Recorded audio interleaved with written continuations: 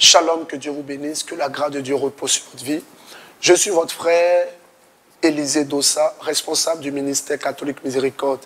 Ce ministère exerce au sein de la paroisse Saint-Antoine de Padoue de Moussou, dans le diocèse de Grand Bassam.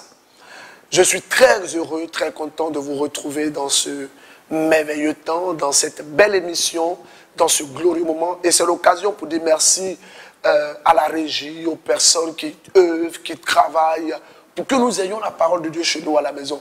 Vous voyez, Jésus a dit en Matthieu chapitre 28, allez annoncer par toutes les nations la parole de Dieu.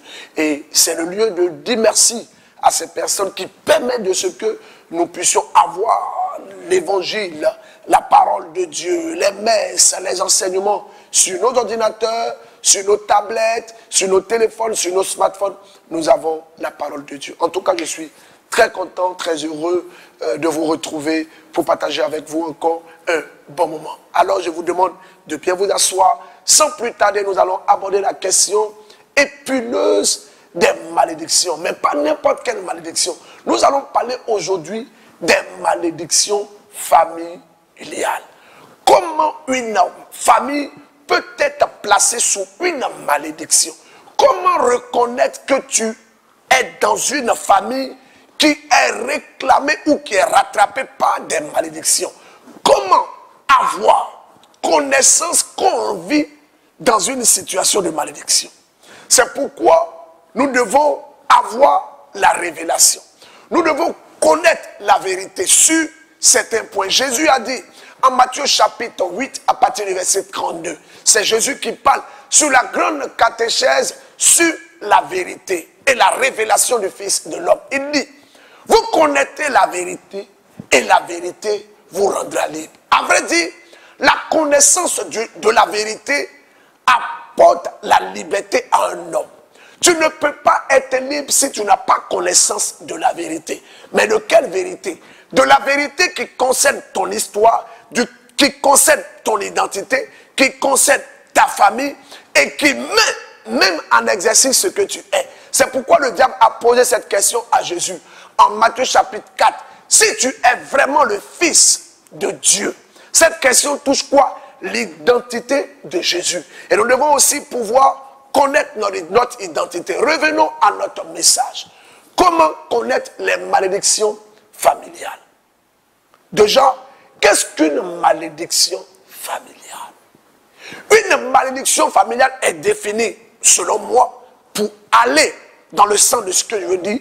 Une malédiction familiale est un projet de malheur caché dans la vie ou dans l'histoire d'une famille pour emmener les enfants de cette famille à souffrir.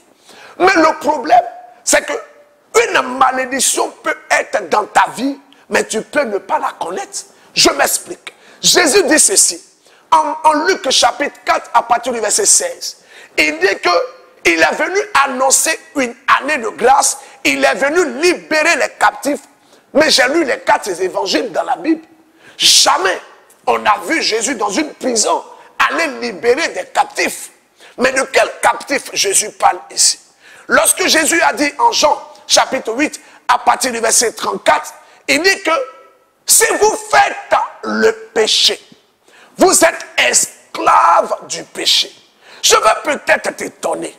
Ta famille peut être placée sous une malédiction par un péché. Il y a des péchés qui ouvrent la porte à la malédiction. Je m'explique. Frères et sœurs, tu es forcément issu d'une famille. Moi également, je suis issu d'une famille. Mon frère Brice est issu d'une famille. Ma soeur Natacha est issue d'une famille. Mon frère Konaté est issu d'une famille. Qui que nous sommes forcément issus d'une famille. Alors, l'histoire de notre famille est aussi notre histoire. Et ce que tu ne sais pas, c'est que l'histoire de ta famille est, à vrai dire, ton identité. On te reconnaît par l'histoire de ta famille. C'est pourquoi chez nous en Afrique, souvent quand tu veux marier une femme, tes parents vont t'appeler pour te demander, La femme que tu veux marier, elle vient de quelle famille? De quelle famille vient-elle? Le tel enseigne qu'on puisse reconnaître la famille. Pourquoi? Parce que chaque famille a une histoire. Chez moi, comme ça, il y a des familles. Si tu te maries là-bas, c'est fort probable que si tu es un homme, c'est fort probable que tu meurs. Et la femme sera encore jeune, tu vas mourir. Parce qu'on a vu avec le temps qu'il y a une forte manifestation de l'esprit de mort dans cette famille. On va aller dans les Écritures pour lire la Bible, pour comprendre ce que je suis en train de dire. C'est pourquoi nous allons aller dans 2 Samuel, chapitre 11, à partir du verset 2. Sur le soir, David se leva de son lit et alla se promener à la terrasse de la maison du roi. Du haut de la terrasse, il aperçut une femme qui se baignait. La femme était très belle. David envoya prendre des renseignements sur cette femme. Et l'on lui dit, mais c'est Beth-Sadé, la fille d'Eliab, la femme de Uri le Hitti. David envoya des émissaires pour la prendre. Elle vint chez lui. Il coucha avec elle et elle venait de se purifier de son impureté. Puis, elle rentra chez elle. La femme devint enceinte et elle fit informer David. Je suis enceinte. Voici une tragédie qui vient de se passer. Un père de famille, un roi, David, a commis l'adultère. Mais par la suite, ce qui va tout gâter même, s'il s'arrêtait à ça seulement, il est allé jusqu'à aller tuer le mari de cette dernière, afin de prendre sa femme. La Bible dit ceci. Après le péché de David, en 1 Samuel chapitre 12, verset 7, Dieu envoya un prophète du nom de Nathan. Nathan dit à David, cet homme c'est toi, ainsi parle le Seigneur, le Dieu d'Israël. C'est moi qui t'ai oint comme roi d'Israël et c'est moi qui t'ai délivré de la main de Saül. Je t'ai donné la maison de ton maître et j'ai mis dans tes bras les femmes de ton maître. Je t'ai donné la maison d'Israël et de Juda. Et si c'était trop peu, j'allais y ajouter autant. Pourquoi donc tu as méprisé la parole du Seigneur en faisant ce qui lui déplaît? Tu as frappé de l'épée Iri et tu as pris sa femme pour en faire ta femme. Et Dieu dit, ainsi, l'épée ne s'éloignera pas de ta maison. Parole de Dieu Tout-Puissant. Nous rendons grâce à Dieu. Ça, c'est l'histoire de David. Pour ceux qui veulent continuer, le verset 13, le chapitre 13 de Samuel, la Bible dit, après ces événements, les enfants de David ont commencé à devenir bizarres au point où un a violé sa sœur. Je pense qu'on va le lire. On va le lire pour mieux comprendre. Avant que je puisse vous développer ce que je veux dire.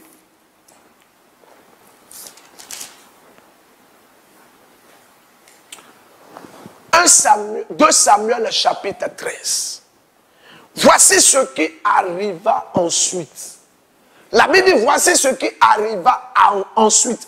Après le péché, voici ce qui arriva. Absalom, fils de David, avait une sœur forte, belle, appelée Tamar. Amon, fils de David, en devint amoureux. Amon se rendit malade de chagrin à cause de sa sœur Tamar, car elle était vierge. Et aux yeux d'Amon, lui faire quelque chose aurait été prodigieusement difficile.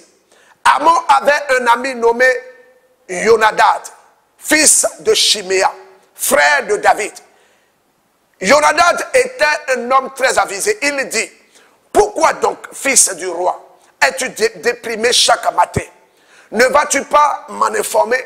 Amon lui dit, c'est Tamar ma soeur, la soeur de mon frère Absalom. J'en suis amoureux. Jonadab lui dit, couche-toi sur ton lit et fais le malade.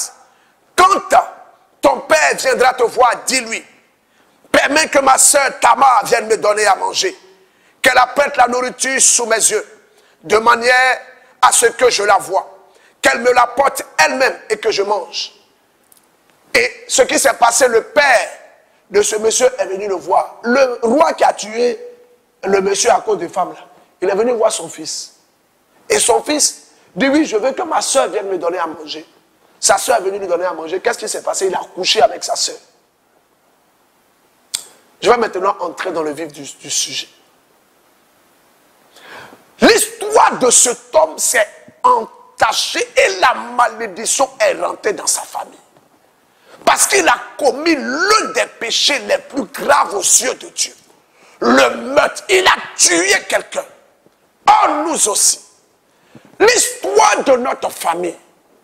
Assieds-toi bien et écoute-moi. Quelle est l'histoire de ta famille? Si dans ta famille, les gens ont commis une abomination, ils ont ainsi ouvert la porte à la malédiction. Quelles sont les abominations? Je vais te donner 3 grandes abominations. La première grande abomination, c'est l'idolâtrie. Exode chapitre 20, verset 1 à 5. La Bible dit que quiconque est idolâtre est frappé de la malédiction. Première, deuxième, troisième, jusqu'à la 4e génération. Ça veut dire que si dans ta famille, il y a eu quelqu'un qui est allé consulter l'eau, il est allé à Ndouci, il est allé à Bébou, il est allé à Bassa, il est allé à Boisseau, il est allé à Bonois, il est allé à Bongourou, il est allé à Lomé, il est allé au Togo, quel que soit l'endroit où il est parti. S'il est allé invoquer une divinité, un esprit, en faisant une libation. Aïe, aïe, aïe, aïe, aïe. Or, si nous voulons être vrais, vous et moi, nous sommes forcément de la lignée de parents idolâtres. Nos parents ont fait allégeance à des esprits. Ils ont versé l'eau en appelant nos ancêtres. À vrai dire, nos ancêtres, c'est la représentation de l'esprit de mort. Et quand les pères de famille, les chefs de terre, ou le père ou la mère, va pour aller faire des sacrifices, en appelant les ancêtres, aïe. J'ai vu un homme. Cet homme, il vit en Europe. Il a étudié là-bas. Il a fait un master. Un master en qualité. En qualité. Un diplôme recherché. Ce monsieur, il cherchait du travail. Il n'avait pas de travail. Il cherchait du travail. Pas de travail. Il a commencé à se poser des questions. Tous ceux avec qui il a fréquenté, les gens même se demandent, mais pourquoi toi seulement tu n'as pas de travail? Pourquoi tu n'as pas de travail? Ce monsieur a commencé même à déprimer. Il a commencé à avoir une dépression. Parce que quand il va aux entretiens, on dit demain on t'appelle. On dit non, demain on vous appelle. Monsieur, vraiment c'était très bon, on a aimé, vous avez bien exposé, demain on vous appelle. Demain arrive, on ne l'appelle pas. On ne l'appelle pas. Ses amis même avec qui il a fréquenté, qui travaillent dans des sociétés, l'ont recommandé. Quand il vient, oh non, demain on t'appelle. On ne t'appelle pas. il a commencé à avoir une dépression. Il a commencé à devenir fou. Il a commencé à devenir bête. Au point où, dans la nuit, quand il dort, il parle seul. Il est là et puis au salon, il parle seul.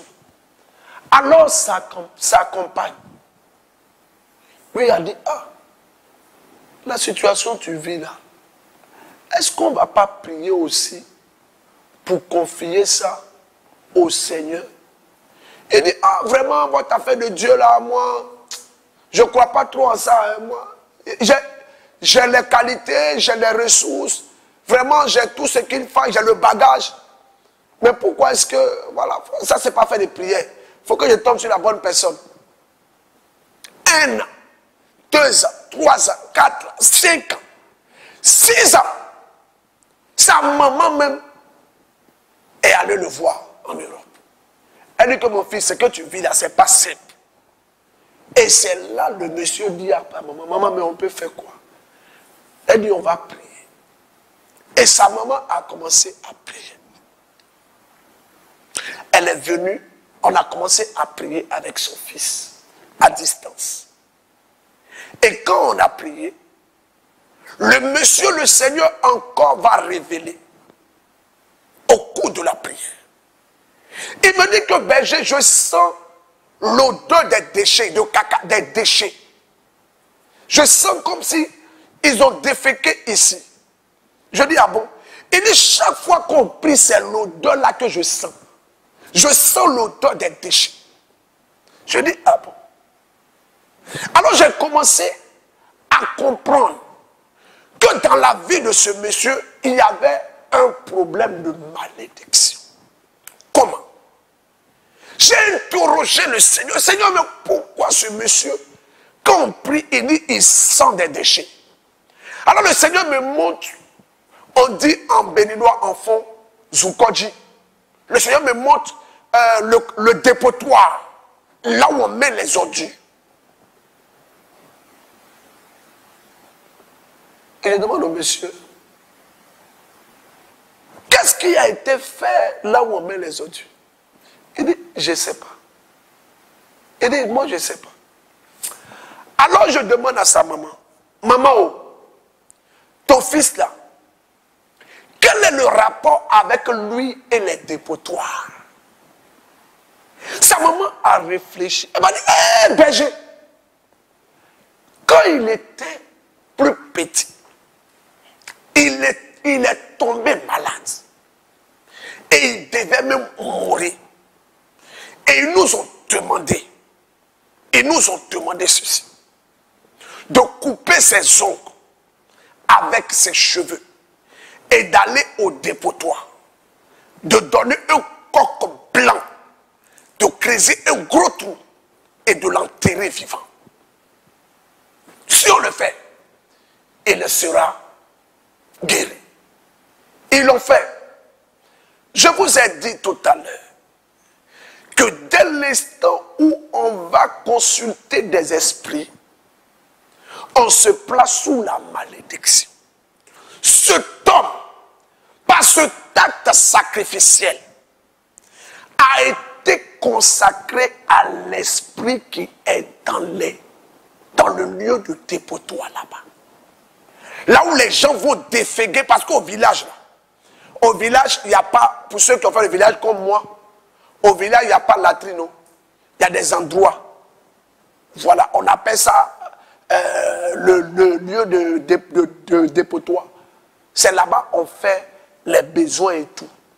Et ce monsieur-là, ses parents sont allés consulter pour connaître quelle est la part de sa maladie. Frères et sœurs, quand ils ont fini de consulter, l'esprit, le génie a demandé qu'on fasse ça. Regarde, peut-être que dans ta famille, chaque saison, c'est igname. Chaque saison, on dit, ah, vous devez vous habiller comme ça, vous devez faire comme ça. Je vais te donner 3 vérités pour te permettre de connaître si dans ta vie, il y a des malédictions. Premièrement, si dans ta vie, tu tu es confronté à des situations bizarres, à des situations incompréhensibles. C'est-à-dire que toi-même, tu t'assois et puis tu réfléchis, tu ne comprends pas pourquoi tu vis cette situation. Il faille que tu te mettes en cause. Seigneur, pourquoi je vis une telle situation? Seigneur, pourquoi je vis une telle situation? Le bon sens nous apprend. Celui qui veut avoir les bonnes réponses doit naturellement se poser les bonnes questions. Seigneur, pourquoi ma vie est comme ça? Lorsque tu vis une situation et que tu te rends compte que tout est fait, ça veut dire que tout est réuni pour que toi seulement les choses échouent et que les choses soient difficiles pour toi. Ce monsieur, nous avons prié sur la base de ce que Dieu nous a révélé. Deuxième chose, le Seigneur, tu dois emmener le Seigneur à te révéler. Jérémie 33, verset 3. La Bible dit ceci. Invoque-moi au jour de la détresse. Je te répondrai. Et je te révélerai des choses cachées, grandes que tu ne savais pas. Ce qui veut donc dire que lorsque nous vivons des situations difficiles et que nous crions à Dieu, Dieu vient dans la thématique de nous révéler qu'est-ce qui est à la base de notre souffrance. Qu'est-ce qui est caché? Qu'est-ce qui est tapis dans ce que nous vivons? C'est pourquoi je veux te dire ceci. Toi qui m'écoutes, tu dois poser des questions au Seigneur. Seigneur, pourquoi ma vie est comme ça? Seigneur, pourquoi c'est fermé pour moi? Et dans la prière, la Bible dit, je te révélerai des choses cachées, grandes, que tu ne savais pas. Troisième chose, l'histoire de ta famille doit t'emmener à comprendre si ta famille est placée sous une malédiction ou pas. Quand tu vois que dans ta famille, chaque fois, c'était des libations en un point fini, comme moi dans ma famille, chaque fois des libations, on faisait des sacrifices, on mange en foufou, on fait, mon papa quand il veut manger, nous on l'a vu, quand il veut manger, mon papa quand on lui sert la nourriture, quand il veut manger, premier coup il prend là, il met dans la sauce, il met à terre. Et puis quand il met, il dit, mais il met ça à terre. Peut-être que tu as vu ton père le faire. Peut-être que tu as vu ta mère le faire. Chaque fois où dans une famille, l'histoire de cette famille est émaillée par des rites d'invocation maléfique. Là où on invoque les esprits, là où on appelle les génies. J'ai vu même des gens qui ont lavé. On te lave. On te donne des potions. On fait même des scarifications. Sur le nombilique, sur le bas-ventre, sur la poitrine, sur les seins, partout. On te fait des scarifications sur le visage. Pour te marquer, pour te consacrer à ces esprits. Alors, je veux terminer pour te dire ceci. Si tu es dans cette situation, ce n'est pas fini. Tu peux t'en sortir. Par la repentance, par la confession, par le baptême, par le jeûne, par la prière, par l'Eucharistie, par la dévotion mariale, par le combat spirituel. Il faille que tu t'engages dans le combat spirituel.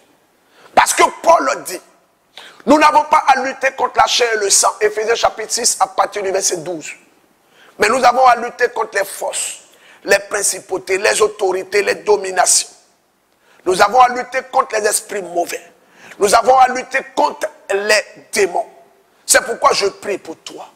Et je prie pour ta famille. Toi qui me suis en ce moment. Que la grâce de Dieu, que le sang de Jésus te libère. Que le nom de Jésus marque et casse cette malédiction. Quelle que soit la malédiction qui te réclame, qui te poursuit, qui maintient ta famille dans une situation de désolation, dans une situation de détresse, dans une situation d'échec, quelle que soit la malédiction, au nom de Jésus, je prie maintenant que cette malédiction soit cassée, soit détruite au nom de Jésus. Seigneur, merci pour ta grâce. Merci pour cette personne qui suit cette vidéo. Je crois que Dieu ne t'abandonnera pas. Il ne t'abandonnera pas. C'est pourquoi nous devons aussi contribuer à cette œuvre d'évangélisation qui consiste à soutenir ce genre d'action pour permettre à l'évangile, pour permettre au message de vous toucher et d'aller dans vos vies. Sachez que Paul a dit, Christ en moi, l'espérance de la gloire. Moi je crois que Dieu nous donnera la victoire sur toutes les malédictions. Amen. Amen. Que Dieu vous bénisse. Que la grâce de Dieu repose sur votre vie. Par l'intercession de Marie, notre mère. Amen.